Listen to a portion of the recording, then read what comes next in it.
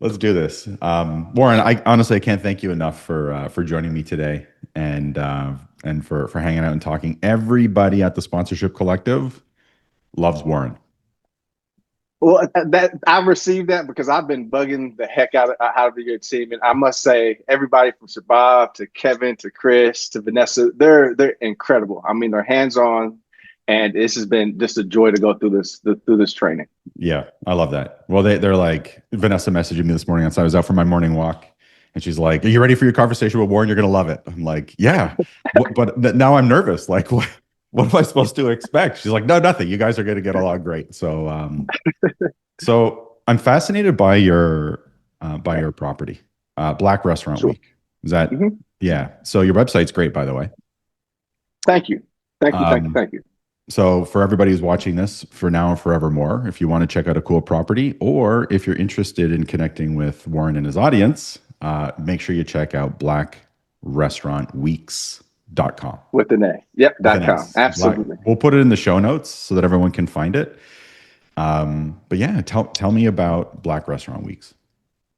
Yeah, so Black Restaurant Weeks is one of three properties that we own, and it primarily is a national campaign of 15 different markets that really attracts foodies, corporations, and the community at large that want to support our local-owned restaurants. Yeah. Outside of Black Restaurant Weeks, we have our sister brand, Latin Restaurant Weeks as Oh well. no, That is that's very amazing. similar in seven different markets. My Yeah. my amazing business partner and wife is Costa Rican, and so we've had an opportunity to grow that brand. And then our Amazing. third property is Feed the Soul Foundation, which is the nonprofit that supports minority-owned culinary businesses. And so when the sponsorship collective said, "Hey, you guys can try Yeah. to do three properties," I said, "Okay, I'm going to give it a go. I'm How'd it going to give it go? a go."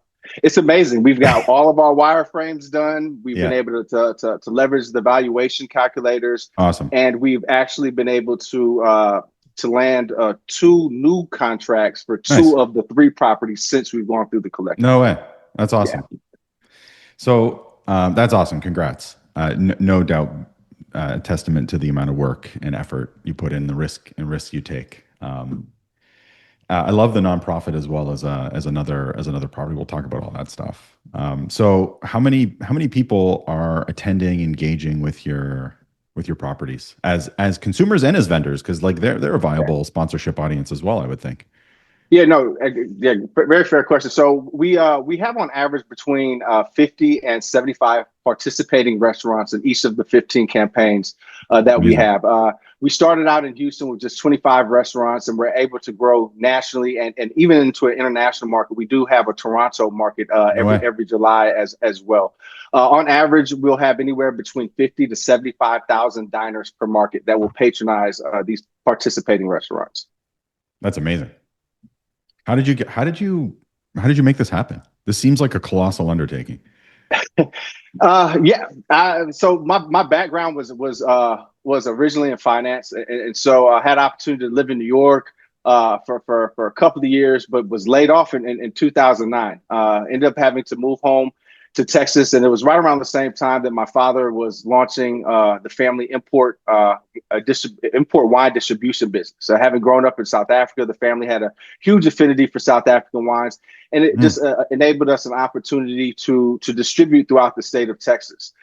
In that process, I had an opportunity to really learn about food and beverage firsthand, really learn about the hospitality industry, and mm, saw that there was a void in marketing support for small owned businesses. You know, cool. the marketing support was traditionally there when you looked at the traditional restaurant week campaigns for the larger brands, but there really wasn't anything that provided that marketing platform for the small owned businesses. And so in 2016, we Fascinating. started Houston Black Restaurant Week, where we wanted the restaurants to really be the beneficiary. And other restaurant week campaigns, there would always be like a nonprofit beneficiary where a portion of the proceeds benefited that nonprofit. But we felt that the restaurants needed as much support Yeah. as well. And so we wanted to create a platform that drove revenue to these businesses as well as drove traffic and Yeah. built awareness about the amazing work that they were doing.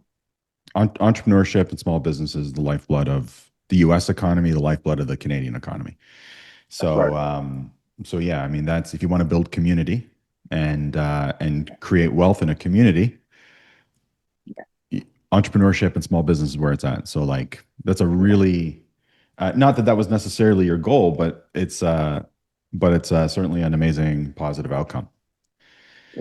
Absolutely. What I love is that any one individual restaurant and their marketing spend is, I won't say insignificant, it's probably very significant to the business owner. But in Yeah. the grand scheme of things, like to get me out to go have some Latin food, if we use your wife's Absolutely. yeah food and background as inspiration, it's like how do I know what to choose? But when there's a campaign wrapped around it and it's Mhm. like you're going to come and be able to experience a whole bunch of stuff and it's themed and you have a media buy and sponsorship involvement, it's like Absolutely. it isn't just 1 + 1 = 2, it's 1 + 1 = 10. Exactly, exactly, and understanding that from a real estate perspective, we identified that we had real estate opportunities inside the restaurant where we could put up Mm. posters and table Yeah, tents and have unique touch points and activations. But there was just as much of real estate on our website if we could drive that continuous traffic. And to your point, that's what we love to do is showcase the diversities from all of these different yeah, communities. So within Latin Restaurant Week, it's showcasing El Salvadorian food versus Nicaraguan yeah, versus Costa Rican. And our website functions like a directory. So they can come yeah. in, put in their zip code, they can filter based on dietary restrictions. But because we're driving so much traffic, we want to have a platform to provide value for our partners as well. Brilliant. Man, that's absolutely brilliant. You know, I hear from people all the time like, ah, we're too small. So then band together, right? An avalanche starts with That's one right. snowflake. Band together. That's right. Brendan from Elite Feats, who's a longtime client of ours, he represents various size running events Mhm. all over the U.S. And it's like each individual race, each Yeah. individual restaurant might be able to generate $5,000 to $10,000 in sponsorship, but wrapped around a Mhm. campaign with a media buy and a Mhm. strategy, it's like, well, that's totally different.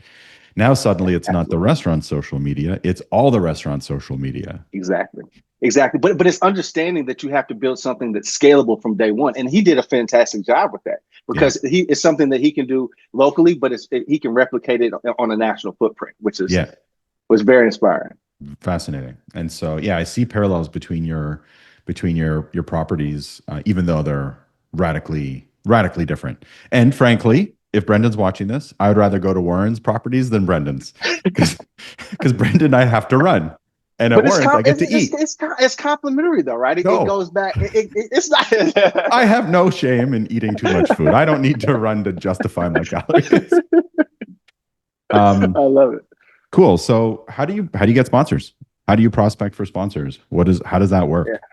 Yeah. So transparently, we were kind of afforded just a natural kind of sponsorship windfall in 2020, right? Nice. Once when everything with George Floyd happened, there was just this huge corporate support that they want to support, the Black community, and so every sponsor that you can imagine came out of the woodworks Yeah. and want to support initiatives such as ours. And so, unfortunately, it gave us this false sense of comfort that Ah, the next 10 years were going to be glorious and people were going to be knocking on our door. And we, as of, we very quickly found out that that wasn't the case. And so interesting. where we felt that we truly understood who our audience was based on all these brands wanting to come and really check a box was not putting us in a position for sustainability and longevity because we didn't truly know who our audience was. And because we didn't really know who our audience was, we didn't know how to Right. value it for one, and we didn't know how to leverage it secondly. And so now that we've moved into a position where we understand that it's providing us with a lot more ROI for the partners that we deal with, and they seem to be a lot more engaged in the Interesting. sponsorships. Before it was just hey, we have this money in our budget that has to go to this. We want to write you a check. We could Right. care less. We could care less what you do with it. And so we ended up, Interesting. It's funny spinning because our people wheels. wish for that, right? They're like, oh, these Yeah, these companies have all this money, wish they just give me some. The problem yeah. with that is that if you don't connect it to ROI, and these companies weren't asking you Mm-hmm. necessarily to do that, Nope. when things shift in the economy, when things Mm-hmm. shift politically, when Yeah. things shift just for appetite and the pardon the pun, but like just cultural appetite, Yeah. or the money's gone. Yeah. And then it's like, well, what do we do? Well, we wait until our topic becomes hot again. Yeah. But And that feast and that famine could be cycle 5 years. yeah, it could be 5 years. Exactly. And it's like, Yeah, 10 years. Yeah. but when you shift to an ROI based model, focused on understanding who your audience is, then it points you to brands and sponsors in a different way. Yeah. Yeah. And Interesting. no, exactly. Because we came out of that dynamic of folks finding us with us feeling like, we end up having to chase the sponsor. So we came out of Mm, that windfall of sponsorship support now saying, okay, well, it's dried up. Now we got to go beg for money. yeah. And as soon as we took the sponsorship collective, it's like, okay, let's take a minute, let's reset and reevaluate that we are the prize. And that Mm. mentality shift has been transformative this year. It's so important. Like we tell our clients, you are the prize. You Mm-hmm. have audience. There's only one thing that brands will spend money into debt to get, and that's customers. Hmm. That's right. Customer is just a fancy word for audience. And if you have the future customers of a particular brand, you've got the power. That's right. But if you think about it as I'm going to go beg for money from these corporations, now they have the power. Mm. And Mm. you can't scale a business or an opportunity, or if you're a nonprofit, you can't accomplish your mission by thinking of yourself as the like the poor side of a power dynamic. Exactly. It only serves the person Exactly. that you're negotiating with. Yeah. And so Yeah. when you think, hey, Yeah. I've got the audience, and these people are coming to spend their money at these restaurants, and these restaurateurs are spending their money every day on stuff, on food, on payroll. Mm-hmm. And it's like you've got these two audiences, business owners, and Yep. probably multiple audiences, Yeah. right? There's all kinds of reasons people engage with food. Sometimes it's part of their culture. Sometimes it's a pastime, a hobby. Sometimes it's an interest. And there's all kinds of reasons. So you shift into an ROI based model, and that points you to a different suite of sponsors. No, absolutely, and understanding that you're having two different conversations. Mm, The B2B conversation that we're having with a potential sponsor that wants to get in front of the restaurateurs, either because they're a food processing company or they're a liquor company or POS system, is going to yeah. be completely different than the conversation we're having with the brand that wants to get in front of the consumers that are dining at those restaurants. And so, learning how to position those conversations has also been really beneficial. That's really interesting. So A then, bunch of wireframes. That's what it is. yeah. And so for those of you who are new to our world, when we talk about wireframes, we're talking about ultimately what becomes your business case or your sponsorship proposal. Most people create a proposal, gold, silver, bronze it, terrible idea, send it out into the world to be thrown in the garbage. What we work with our clients to do is build out a wireframe that clearly articulates audience ROI, and then you can swap things in and out as you Mhm. need based on desires of sponsor.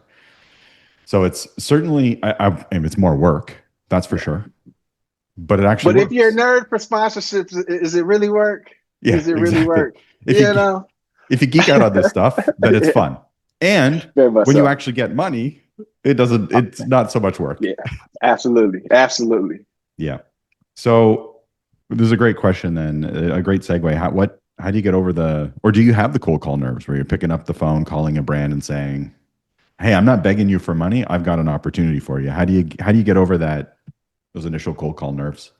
I love it. I love those nerves. I feel like it's those healthy nerves, and part of me is a bit of a non sequitur. I'm a huge combat sports guy. I'm a UFC Nice. guy, right? Nice. And the guys in UFC always talk about if you're not a little nervous before you make the walk, then there's something probably wrong with There's you. something And wrong so upstairs. so it's Yeah. the You're same about to thing get when punched in the face for you for kind of go get punched yeah. in the face, right? And so I kind of have that same expectation when I get on one of these sponsorship calls. I might Yeah. get punched in the face a little bit. They Yeah. might, haggle me a little bit, but it's still that excitement of the unknown, the excitement of the possibility, and then really the excitement of being able to provide my customers with a unique activation experience. Yeah. Is one of my favorite parts. It's like, oh, if I can Ooh. partner with this brand, I know we can do something really really cool with this property with them. Yeah, that's cool.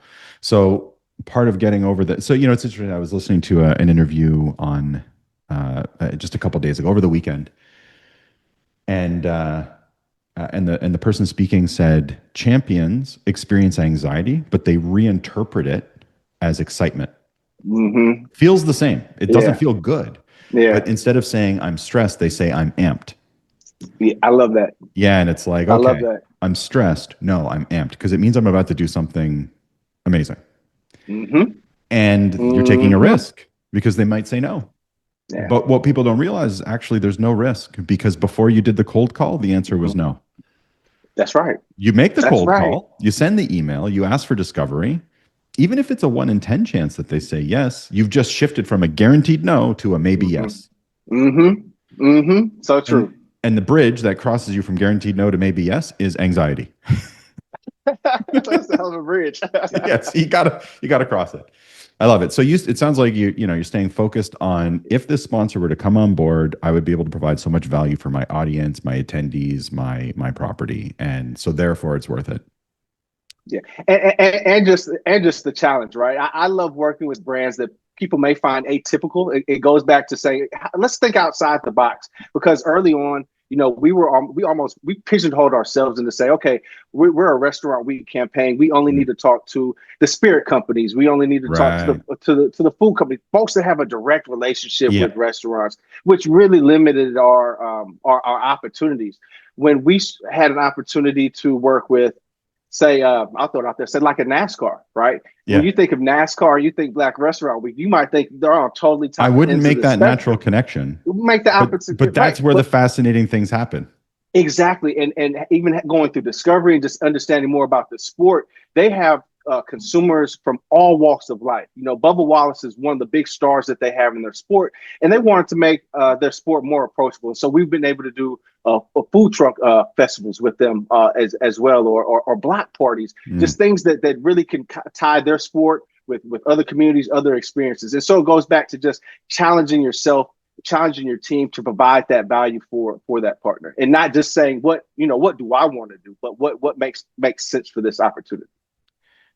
Honestly, Warren, like that is one of the things, people not focusing on their audience is one of the biggest mistakes. People sending out sales material before having a conversation is the second. And the third is that like endemic sponsors only. So I have a run, Mm-hmm. I'll go talk to Nike and Brooks Yeah, and Adidas. And it's like, but those people who show up to a 5K run go home and buy cars and watch that's right. TV, send their kids to university and pay their taxes. And it's like people are, as Coach Mark says, people are more than one thing. And it's Yeah, like, yes, of course, there's a natural connection between food, spirits, and restaurants, but it's right, like right. people who like to go to restaurants and who would be attracted to what you guys are doing, they do a lot of other stuff too. Yeah. And it all comes back to audience. People always say like, "Oh, I don't use the word sponsorship. I use the word partnership." I'm like, no, if you're going to replace the word sponsorship with I'll say. anything, replace it with experiential marketing. We could throw out Let me write that sponsorship. down. We could Mm-hmm. throw out sponsorship and say experiential marketing instead. Because for it to be experiential, it has to involve an audience. Yeah, And when people think yeah. sponsorship is logos, they're really talking about like 1950s style advertising. Mm-hmm. Boring. Mm-hmm. Yeah, put logos Mm-hmm. on stuff. It's fine. Yeah, But when yeah, I go to a restaurant, I want to have an experience, yeah. not eat some empanadas while looking at a Nike logo. Exactly. There's no value there Exactly. for me. So, Exactly. But um, if we do a kicks and sips event where you're getting to see a new line of shoes, and we're pairing those shoes to different cocktails, then brilliant. it becomes an experiential event. And Yeah. those are the type of events that we've done. And it's been a evolution, right? Where we're not just putting up posters and table tents inside of restaurants, but we're trying to create meaningful, even if they're micro activations of Yeah. samplings or tastings, but Yeah. just meaningful moments for these brands with inside our model. Yeah. I love that. So I'll give you two then, because it sounds like you do some amazing stuff. I was going to ask what's your favorite activation, Okay. but feel free to shortlist if you have more than one. Because kicks and sips sounds pretty good. Is that something? Is that real? Does that actually No, happen? I just Can kicked we that off. do this? Let's do it. Let's Is do it it. just wearing cool shoes and drinking alcohol? Hey, if that's what New Balance, Nike, Hey, Reebok wants to do, Adidas, what? Let's figure let's out who get their audience is. Let's figure let's out get what age Mercedes to sponsor demographic. it, and Okay. they'll have the ride program to take people home so they don't have to drive after having alcohol. See, I love that. I love that. I love that. And then if we need to leverage them onto a second property, we do our cars and coffees events. We're always looking for a That's luxury right. dealership for that. Done. No, so this is We now this we is got a this is this is multi-year. awesome. Yeah, we got a multi. It's easy. They show where they want to. I love it. No, but one of my favorite events was one, because again, for us, for Black Restaurant Week, Latin Restaurant Week, the true reason why we wanted to start this was really to provide restaurateurs with exposure and new opportunities. And Nice. so through a partnership that we have with a national concessionaire that gets contracts in convention centers, ballparks, airports, we were afforded a partnership to host a grand tasting at a major NBA arena. No way. And at this arena, we were able to host about 750 attendees. We had Nice. 25 different That's solid. caterers. Yeah, it was one of my favorite events for sure. We had the mascot of the team, the cheerleaders of the team come out and patronize. But just imagine this grand local tasting of some of the best bites, local caterers in town, where our promotion was like, one, come out for an amazing night, whether it's girlfriend's night out, just if you want to come and find a new caterer for your baby shower, for a birthday party. But the coolest part about the competition, outside of the cash prizes that the businesses received, was that one business actually received a contract to have their business inside of the stadium. And so now No they've way. been inside of that stadium for over 3 years and have generated over $1 million in sales based on the contract they received being in our catering competition at that stadium. I hope you put that case study in your business case. It's a different property. It's got its own wireframe. That's amazing. Yeah, that's amazing. I hope you negotiated points on that deal because that's pretty good. That's what we've learned. That's next. That's been Yeah. our next evolution. It's like, oh, we're also a consulting Yeah. firm as well outside of Nicely done. experience and marketing. So Nicely done. So how do you make all this happen? What's your schedule look like? How do you find time to? So I hear from people all the time. Oh, I don't have time for sponsors. I got $1 million idea. I just don't have time, which of course is bonkers.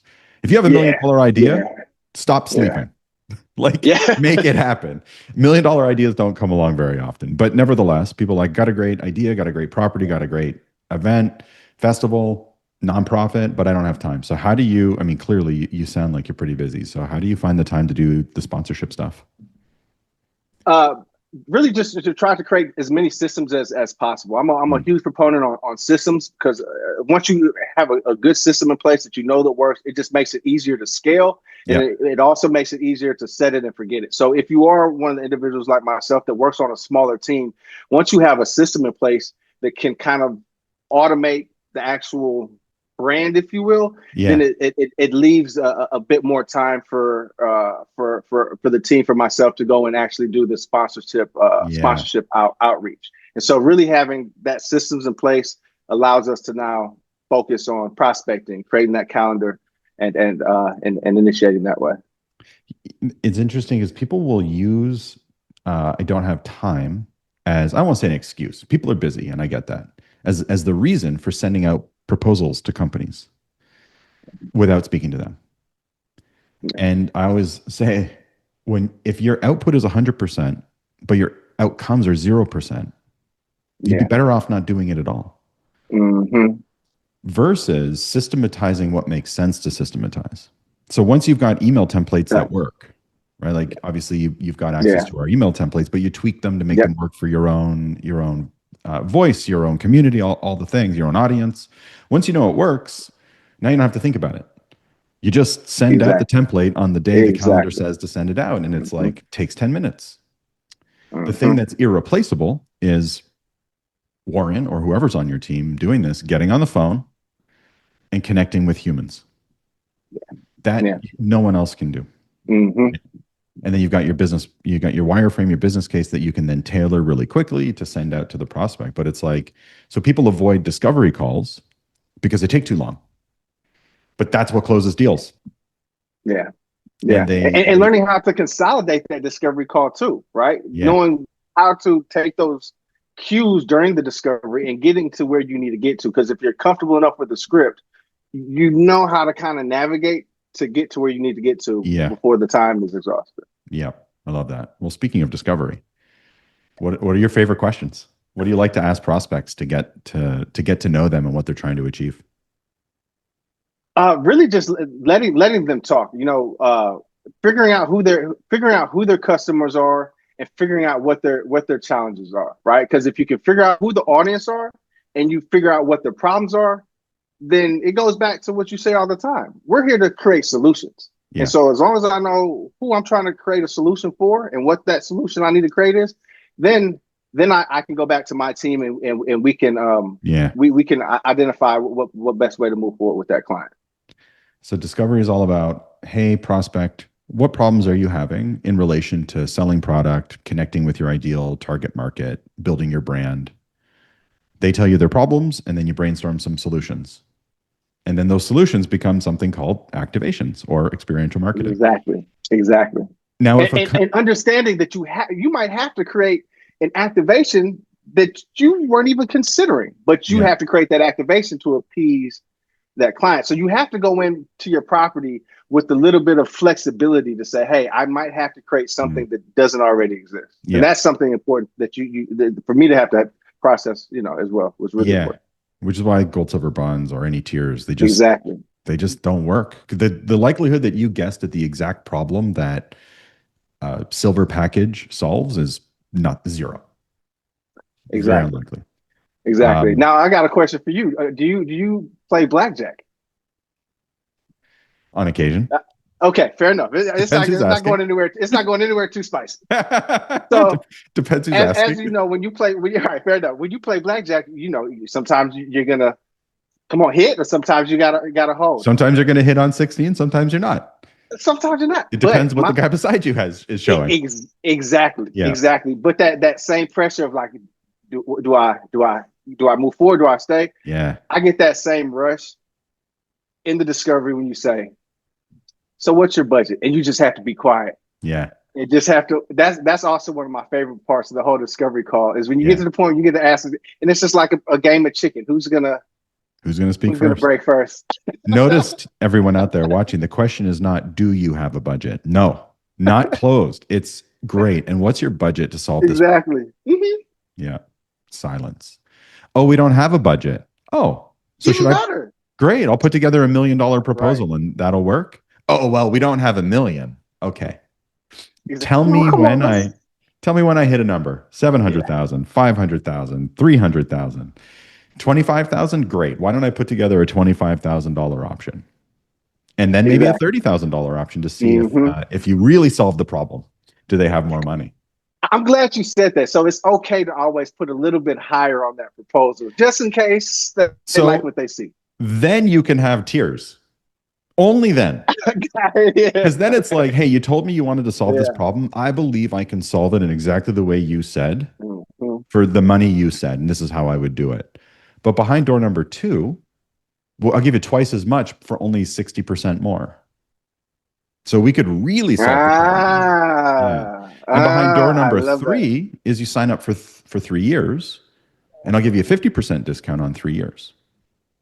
And so we can Oh, work I love together that. for, yeah. So that to me, then it's okay to have options. Makes sense. But Makes to sense. I show up love and be that. like, hey, do you want logos, tickets, e-blasts, and social? It's like, well, no, actually. What I'm trying to do is get people to test drive my new Mercedes. Okay. Well, how much is it worth if I get you 300 test drives over the next 6 months? Mm, 30 grand. mm, Perfect. mm, Let me mm. put together a strategy. How do we Okay. get people in your car? We send them to the Kicks and Sips event, How much is this worth? and we're going to drive them home in a new Mercedes. There. We just got you I 300 test love it. drives. They're not going to drive. They're going to passenger, put them in the back seat of a nice S class or something. But it So still counts as a test drive. So I that's a love test that. drive. Hmm. That's a test drive. Hmm. Or anyone that does a test drive in the week leading up to the event, if they bring a selfie of them in the car before they drive, they get a VIP ticket upgrade.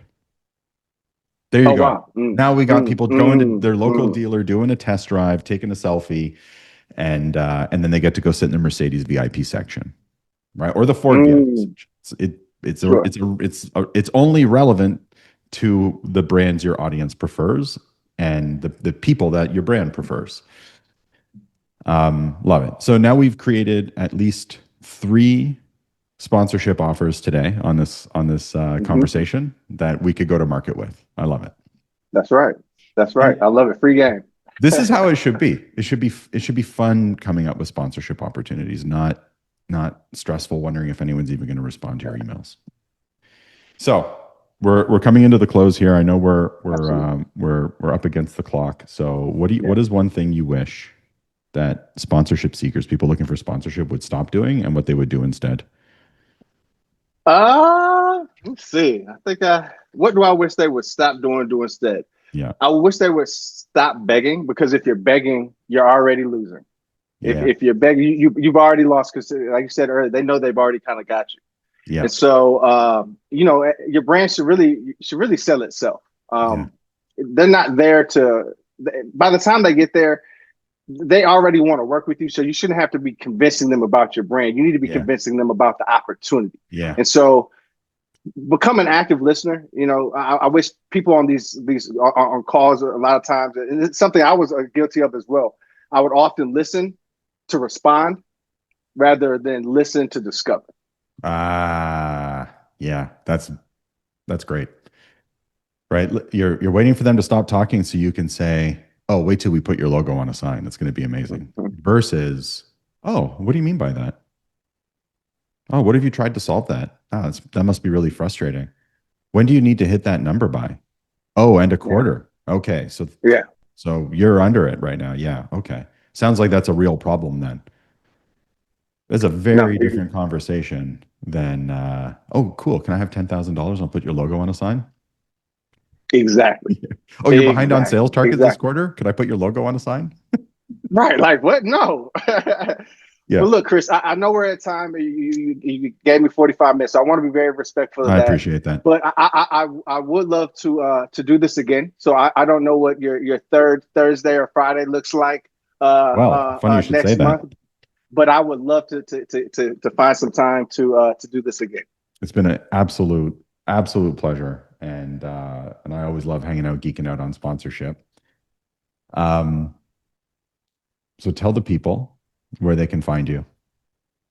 They can find us at blackrestaurantweeks.com or at Black Restaurant Week on Instagram, Facebook, and Latin Restaurant Weeks as well Love for it. our sister. And Feed the Soul Foundation for our foundation. We give out $10,000 grants. We even talk about that. We give out grants. We got culinary conferences, but that's for another That's for conversation the another next day. conversation. That's right. That's right.